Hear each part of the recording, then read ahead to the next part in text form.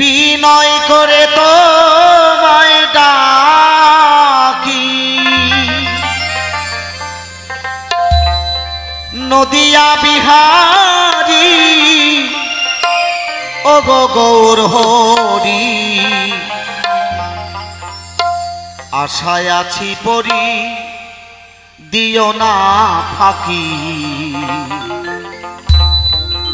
আমি পতিত রইলাম বাকি।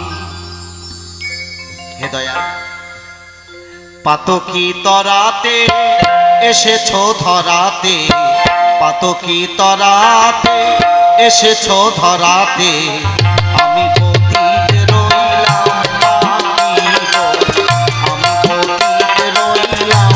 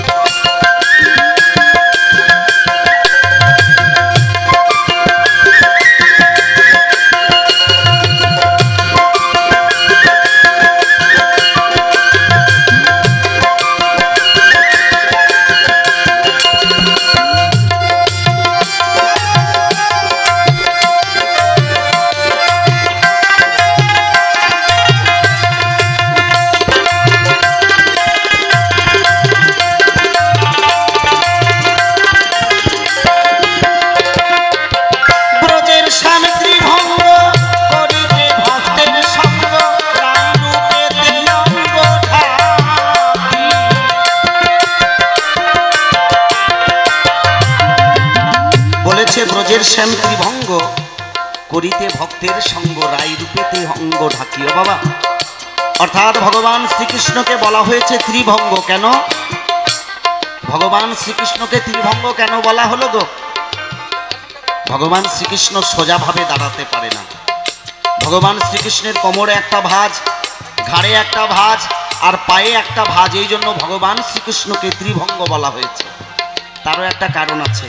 অনেকে বলতে পারেন যে কেমন করে ভগবানের ত্রিভঙ্গ হলো? ও বাবা, একদিন ভগবান শ্রীকৃষ্ণ রাধারানীকে ডেকে ডেকে বলে, হে রাধারানী, তুমি আজকে সুন্দর করে কুঞ্জ সাজিয়ে নিয়ে থাকবে, আমি তোমার মনোবাসনা পূর্ণ করতে তোমার কুঞ্জে করিব প্রবেশ। প্রভুর আদেশ অনুসারে রাধারানী কি কর্ম করিল, সুন্দর করে রাধারানী কুঞ্জ সাজাইল।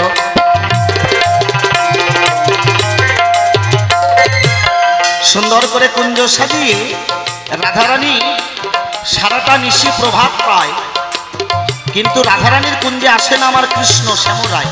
অমা রাধারানী মনে মনে চিন্তা করছে, হে হে ভগবান, তুমি আজকে আমাকে আমার কুঞ্জে আসার কথা বলে তুমি আজকে আমার কুঞ্জে আসলে না, আমার মনোবাসনা পূর্ণ করলে না।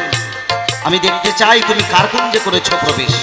ধ্যানে যোগে রাধারানী জানিবারে পায়,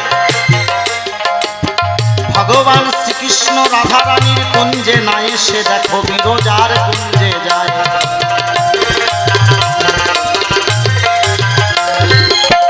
বিরজার কুঞ্জে গিয়ে রাধারানী বিরজার মনোবাসনা পূর্ণ করছেন। রাধারানীর মনে মনে বড় রাগ হলো যে হে প্রভু, আজকে তুমি আমার মনোবাসনা পূর্ণ করলে না, তুমি বিরজার কুঞ্জে করেছো প্রবেশ। রাধারানী সঙ্গে সঙ্গে ক্রোধান্বিত হয়ে ভগবান শ্রীকৃষ্ণকে ধরার জন্য যখন বিরজার কুঞ্জের দিকে অগ্রসর হয়েছে, এমত অবস্থায় শ্রীরাম সখাকে দ্বারের দাড়ি হিসেবে রেখে আমার অনাদিরাদি ভগবান শ্রীকৃষ্ণ বিরজার কুঞ্জে প্রবেশ করেছে। ওমা, সঙ্গে সঙ্গে শ্রীরামকে গিয়ে রাধারানী ডেকে ডেকে বলে, শ্রীরাম তুমি দ্বার ছেড়ে দাও, আমি দেখতে চাই তোমার কুঞ্জ বিরজার কুঞ্জে আছে কিনা আমার কৃষ্ণ শ্যামরায়। কারণ শ্রীরাম যেখানে ভগবান শ্রীকৃষ্ণ সেখানেও থাকবে, তাই না বাবা? রাধারানী মনে মনে চিন্তা করে আজকে হয়তো বিরজার মনোবাসনা পূর্ণ করছেন। শ্রীরাম কিছুতেই রাধারানীকে ওই বিরজার কুঞ্জে প্রবেশ করতে দিতে চায় না। এমত অবস্থায় রাধারানীর সঙ্গে সঙ্গে শ্রীরামকে অভিশাপ করলেন, হে শ্রীরাম, আজকে তুমি যেমন দৈত্যের মতো আচরণ করলে, তুমি আমার প্রভুর সঙ্গে দেখা করতে দেবে না, আমি তোমাকে অভিশাপ করলাম তুমি দৈত্যকুলে জন্ম নেবে। রাধারানীর অভিশাপে শ্রীরাম শঙ্কচূড় দত্ত হয়। সঙ্গে সঙ্গে শ্রীরামকে অভিশাপ করলো তুমি দত্তকুলে জন্ম নেবে। রাধারানীর অভিশাপে শ্রীরাম সখা হলো শঙ্কচূড় দত্ত। ও বাবা, শ্রীরাম ডেকে ডেকে বলছে রাধারানীর ঠাই, হে রাধারানী, তুমি আমাকে অভিশাপ করলে বিনা কারণে যাও, আমি তোমাকে অভিশাপ করলাম তুমি 100 বৎসর কৃষ্ণ হারা হয়ে থাকবে। এই জন্য রাধারানী 100 বৎসর কৃষ্ণ হারা হয়েছিল। বিরজার ঘরে যখন প্রবেশ করবে এমত অবস্থায় ভগবান শ্রীকৃষ্ণ যখন জানতে পেরে গেল যে রাধারানী আসলে আর আমাকে কেউ বাঁচাতে পারবে না, বিরজাকে ডেকে ডেকে বলে, হে বিরজা, তুমি যদি বাঁচতে চাও তাহলে তাড়াতাড়ি এই ঘর থেকে তুমি এখনই নদী হয়ে প্রভাবিত হয়ে চলে যাও। রাধারানীর ভয়ে বিরজা নদী হলো। ভগবান শ্রীকৃষ্ণ সর্বরূপ করিল ধারণ, বিরজার নদীর চরে গিয়ে প্রভু আমার লীলা করিলেন তখন। ভগবান শ্রীকৃষ্ণ সর্প হলো, বিরজা নদী হলো। অমা, সঙ্গে সঙ্গে রাধারানী মনে মনে চিন্তা করছে, হে ভগবান, তুমি আজকে বাঁচবে, আমার কাছ থেকে তোমাকে আজকে কেউ বাঁচাতে পারবে না। সঙ্গে সঙ্গে রাধারানী একটা ময়ূরী রূপ ধারণ করলেন। কারণ যত বড় সর্প হোক না কেন, যত বিষধর সর্প হোক না কেন, ময়ূর কিন্তু অনায়াসে খেয়ে ফেলতে পারে। ওই যে ময়ূরের 3 আঙ্গুল দিয়ে সর্বরূপী ভগবান শ্রীকৃষ্ণকে যখন ধরলেন, ভগবান শ্রীকৃষ্ণ প্রাণ যায় বলে আর্তনাদ করছে আর ডেকে ডেকে বলছে, হে রাধারানী, তুমি আজকে আমাকে ছেড়ে দাও, না হয়তো আমি তো হয়তো তোমার প্রাণে বাঁচব না। রাধারানীর মনে বড় দয়া হলো। ওই যে ভগবান সর্বরূপী শ্রীকৃষ্ণকে 3 আঙ্গুলে ধরেছিল বাবা, সেদিন থেকে ভগবান শ্রীকৃষ্ণ হয়ে গেল ত্রিভঙ্গ।